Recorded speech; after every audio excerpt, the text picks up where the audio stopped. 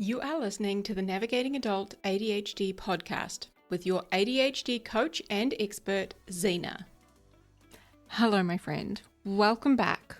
We are navigating adult ADHD today. And on Saturday, I got a delivery and I had ordered my favorite artist. It was her calendar. So it's the 2026 calendar, 12 gorgeous prints of her work. Okay. And I'm obsessed, like literally obsessed. If you know me, you know I love bright colors, like neon things. Obsessed.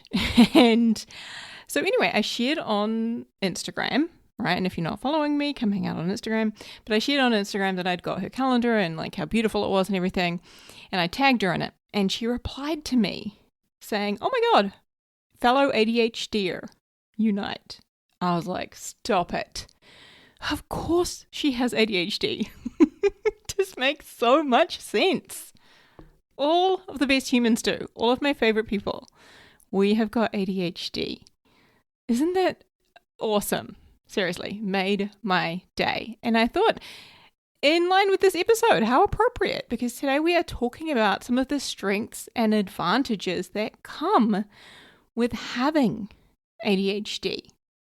Now, I know you're all going to be like, oh yeah, but like, what about all of the hard stuff? Like, what about the fact that it's so hard to get things done or get started or make decisions and like, I never remember stuff. Okay, yes, we got loads of episodes on that, okay? But let's dedicate an entire episode to some of the amazing shit that we can do, to some of the strengths and advantages. So I'm not saying that there aren't challenges, but I am saying there's definitely strengths and advantages, and I want us to celebrate them and talk about them today. So that's what we're doing, my friends. Number one, I don't actually know how many I've got, but I'll probably lose count, but here we go. Number one, we are fucking great in a crisis. Like our brain, when there is a crisis, our brain starts getting fired with all of the chemicals that it needs, and we just become super smart and often very, very calm. It's wild to me. I have a really good example of this. Years ago, I'd been working in the travel industry for just over a year, and I was promoted to manage the store. So I was like running this store, and I had been away on a 3-week holiday. Right, I knew I'd got the job. I'd gone away for 3 weeks. I come back and it's my first day as the running this store and this team. And like I haven't had really any training. I already knew the job basically, but like I was kind of thrown in the deep end. And not to mention where we would normally have at least 4 people in the agency. So we had like a walk-in travel agency. People would walk in off the street. They would be able to phone up, etc. Right? And like, to give you an idea, like we're turning over millions of dollars each year. Like we're booking a shitload of travel. We are a busy agency, okay? Where we would normally have 4 people at least in the office. Ideally, we would have 5. We only had 2 that day. Me and my assistant manager. That was it, all right? There was just literally 2 of us.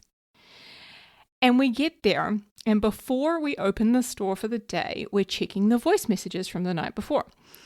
And we listened to this voice message and my colleague's like, "Oh, fuck, you need to hear this." And I was like, "Oh, really? It's my first day." "No, I don't." So anyway, she plays it. And we had a customer who had booked some travel with one of our colleagues who was not there that day. And he had flown from New Zealand to the Ukraine. And when he arrived in the Ukraine, he did not have a visa. Now, you need to have a visa to travel from New Zealand to the Ukraine. And he did not have a visa. How on earth he got out of New Zealand and boarded the plane? Like, that was a whole thing, right? Anyway, he got there. He got to the Ukraine. What happened? He was arrested.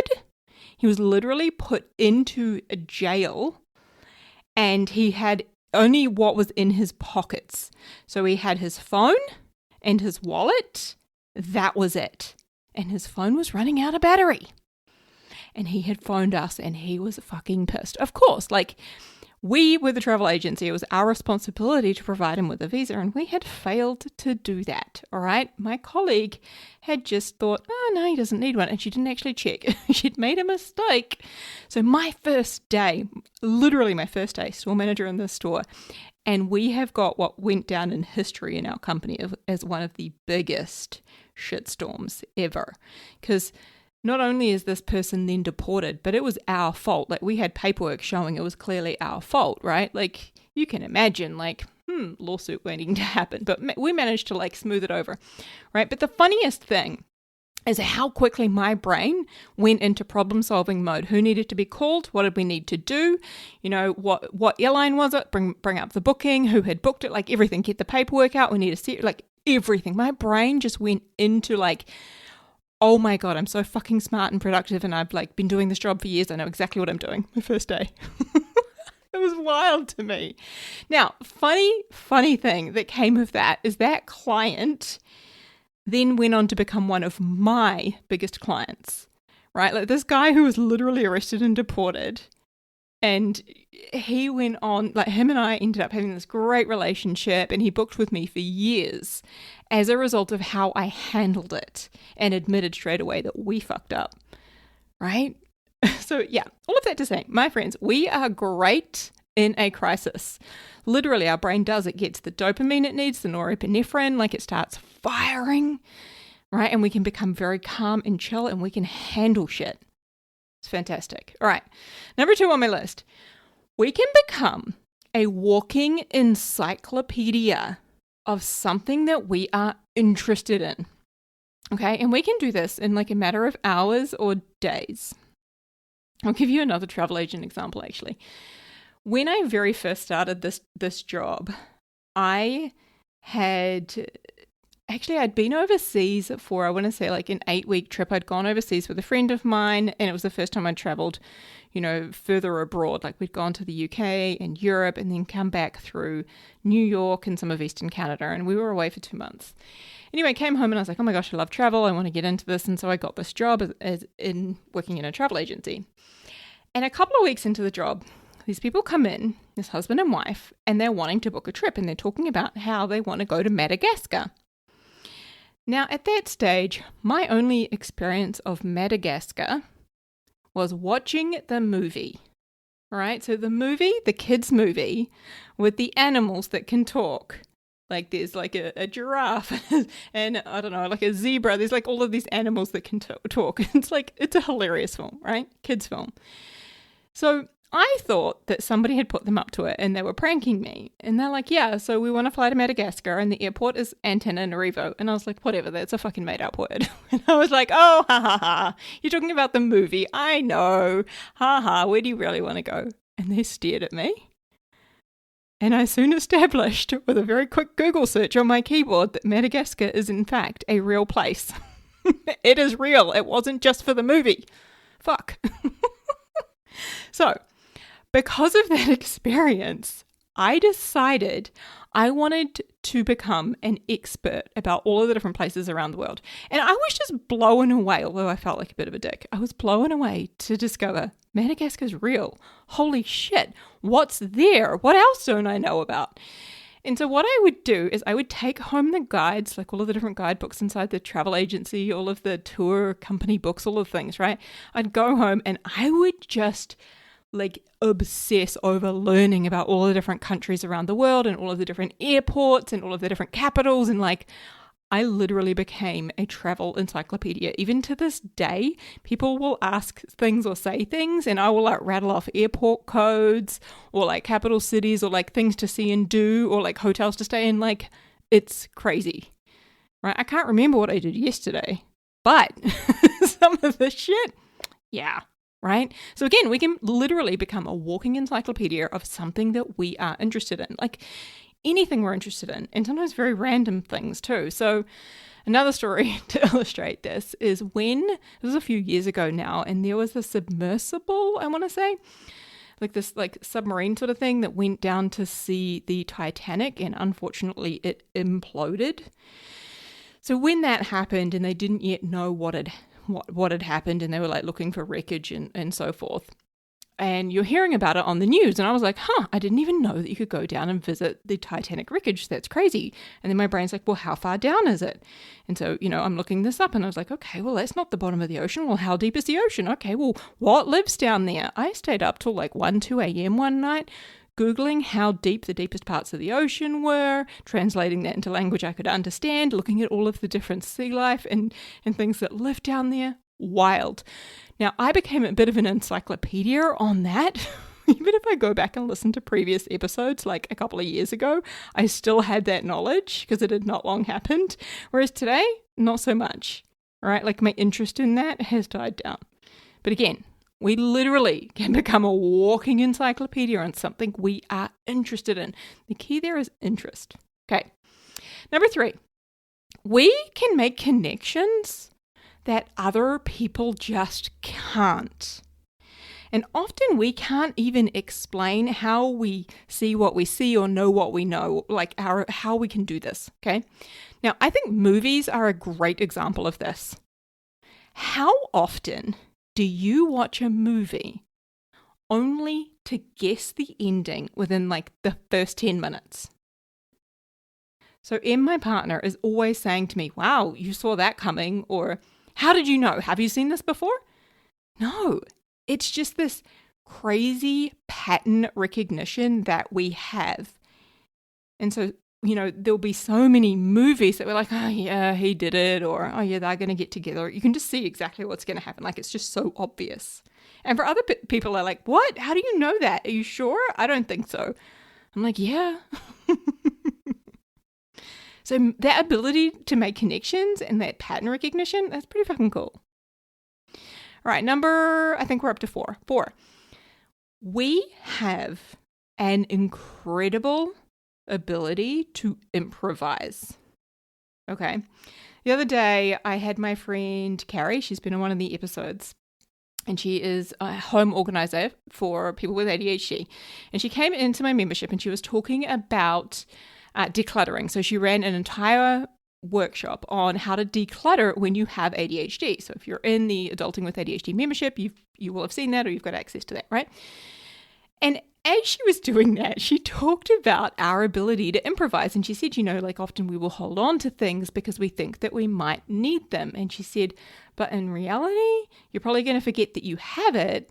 So you're better off to get rid of it because your ability to improvise is incredible. And she shared a few examples, but her one was just a few days before, she thought she had a hand saw, right? A hand saw to like cut something, and she didn't. So she instead used her knee. She used her knee to break it in half. I'm like, what? But again, like, that's our ability to improvise, right? Like, we have this incredible creativity, this ability to like think different. When I was traveling, and I still do this, like when I travel, right? If I'm staying in a hotel room where you typically don't have like kitchen facilities, you wouldn't have like knives and forks and spoons and bowls, right? What I would do is I would go to the grocery store, especially like when I was traveling quite a lot. I spent 6 months traveling around Central and South America, right? And so you don't, like, I'm staying in hotel rooms often, but you don't necessarily want to be constantly just eating out. So what I would do is I would go to like the grocery store and I would buy a salad that was in like a plastic bowl, and I would get some plastic cutlery that I might have had on the airplane that I've literally kept. And then I would just wash it in the bathroom sink, and I would buy stuff like I would buy cereal and I would buy fruit and so forth. And I could chop up the fruit and eat it in this like plastic salad container thing that I would keep reusing as a bowl. So I was just so creative in that way, in my ability to like reuse things. And like I would use my hair ties to like keep plastic wrap over the fruit if it was like going to go bad, like all sorts of weird stuff. And I think that has really instilled in me, and I see this in so many ADHDers, is this belief that like, I'll figure it out. I'll make it work. Because we have so much evidence for that, for thinking outside the box, for using our creativity to figure things out, to make things work. And I love that. All right, number, I think 5. We know a lot of interesting and random shit, and we have a real variety of skills. And this often comes from we've had so many different hobbies or different careers and different interests, right?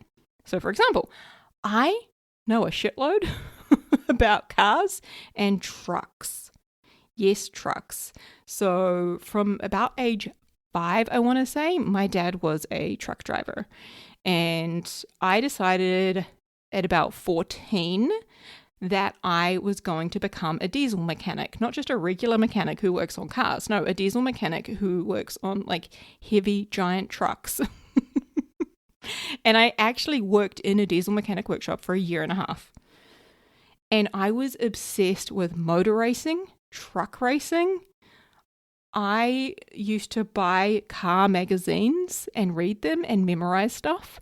So I have a lot of random knowledge about vehicles.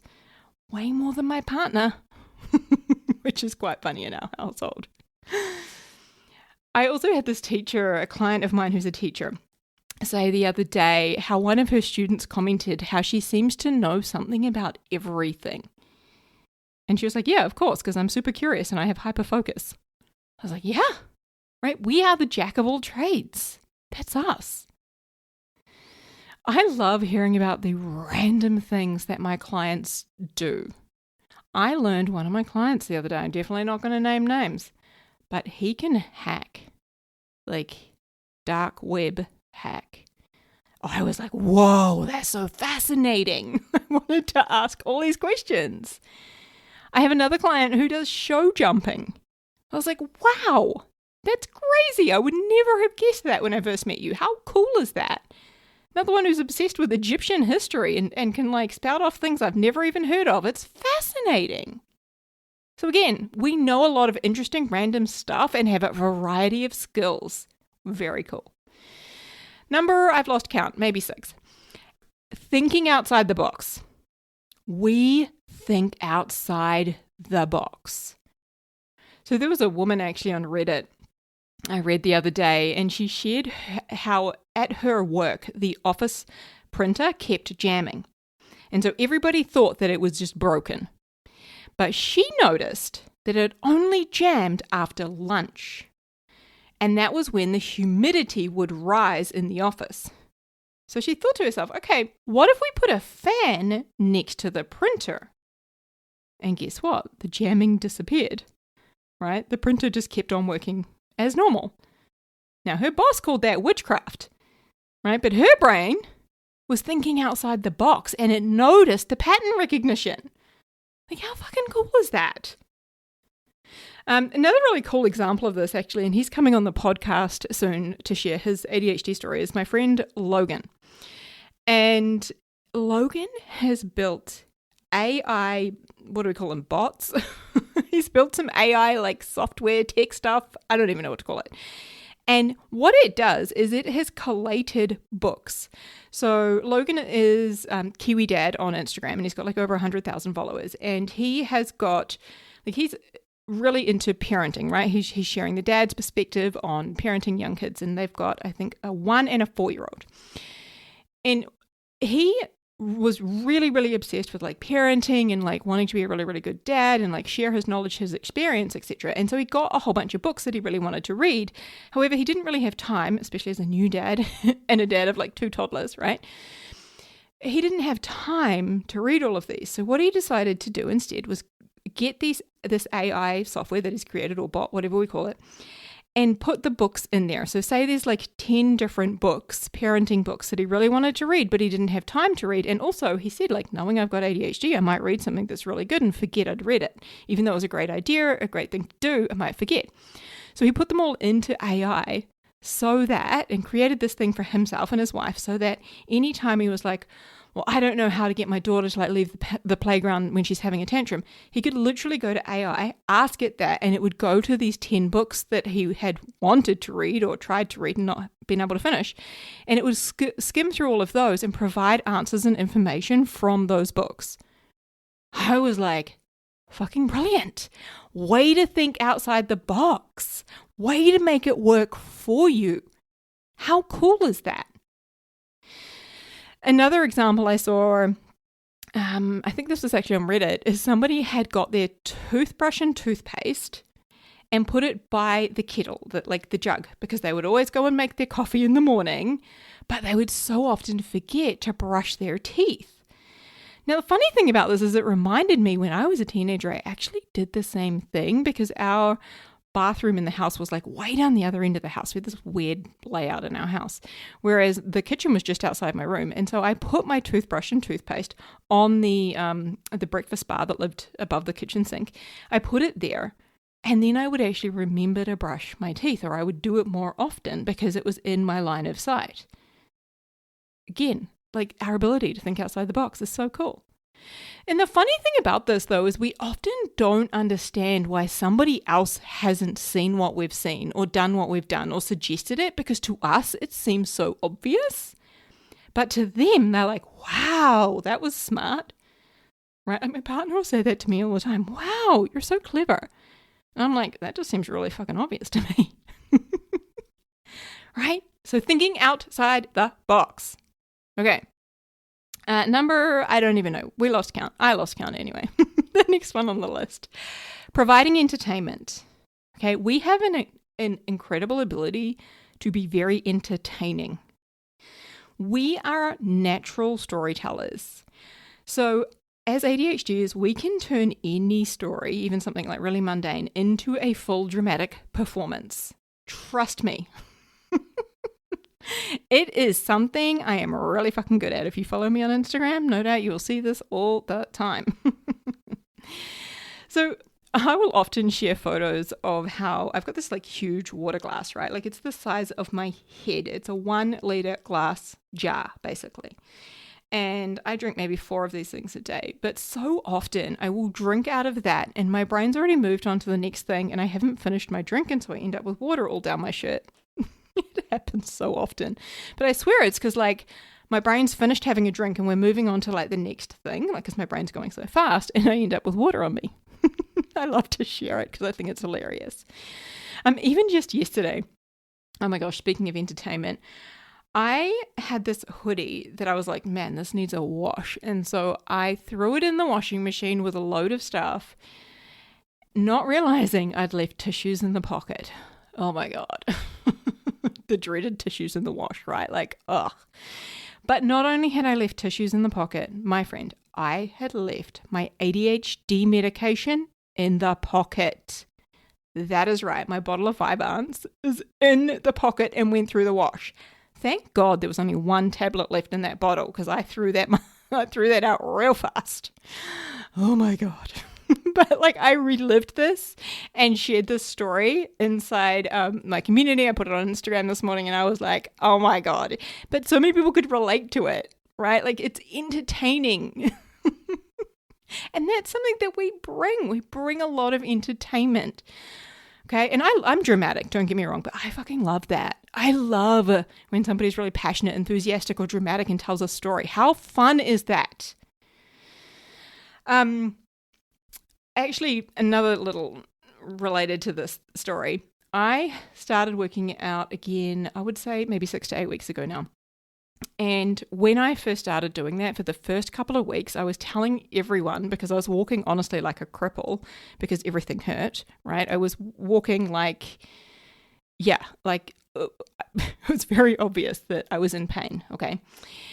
And I would tell everybody that I now come with sound effects. When I go up the stairs, when I try and sit down on the toilet, right? I'm going, ooh, ah, right? Like literally, I came with sound effects. And I messaged my trainer and I said to him, not only do I come with sound effects, I no longer use moisturizer, I only use deep heat to get some muscle relief. Again, I think it's very entertaining. But also, what I find really fascinating is the amount of like presenters and comedians who have ADHD. And I'm always like, yeah, of course, that makes so much sense. So I'll give you a few examples of this. Trevor Noah has ADHD.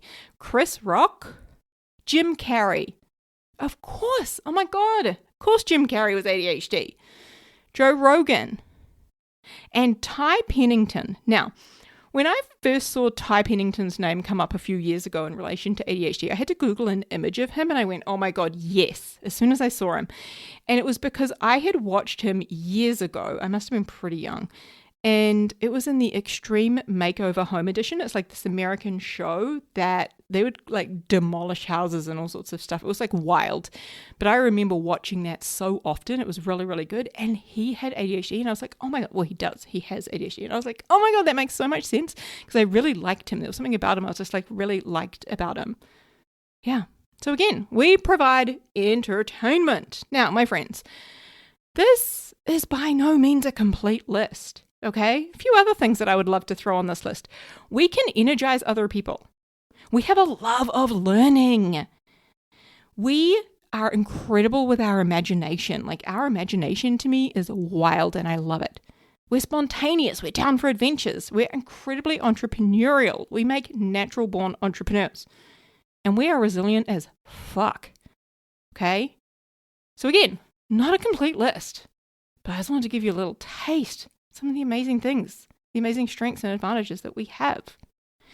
Now, as you might know, I love being different. I love that I have ADHD and that I am not vanilla.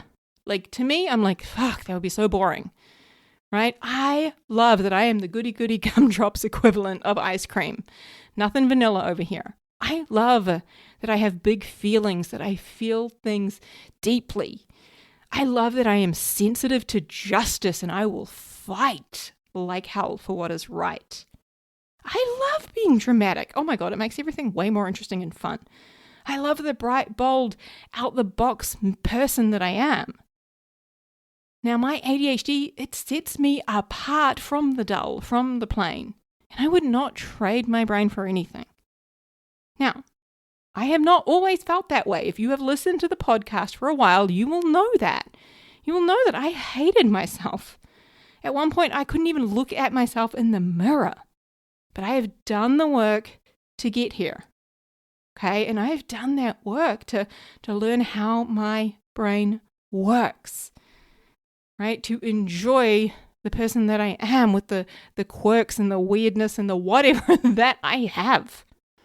Right? So my friend, I really hope that you can do that too. And keep listening, because that's what we do around here on this podcast and in the coaching and the programs. All right? Huge, huge, huge, huge love to you, my friend. Have a beautiful week. Hey friend, if you want some more help navigating and thriving with ADHD and some help applying everything that you're learning here on the podcast, then head over to our website, navigatingadultadhd.com.